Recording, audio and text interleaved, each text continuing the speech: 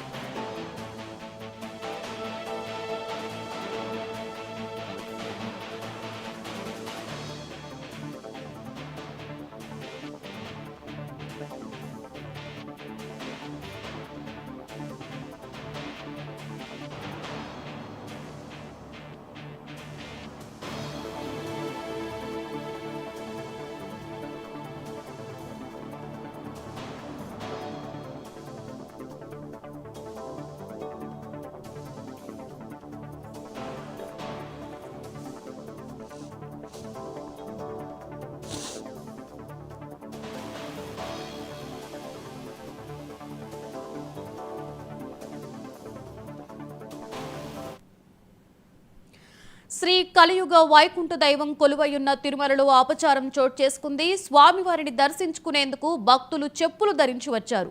Vaikuntha queue complex నుండి భక్తులు పాదరక్షలు ధరించిన క్యూ లైన్లోకి వచ్చేశారు. 3 ప్రాంతాలలో తనిఖీలు చేసినటువంటి సిబ్బంది భక్తుల కాళ్లకు చెప్పులు ఉండడాన్ని కూడా గుర్తించలేదు. చివరికి మహాద్వారం వద్ద భక్తులను గమనించిన విజిలెన్స్ అధికారులు వారిని అడ్డుకున్నారు. ఆలయంలోకి చెప్పులు వేసుకుని వెళ్లడం ఏంటని ప్రశ్నించడంతో ఆ భక్తులు అక్కడ చెప్పులు విప్పారు.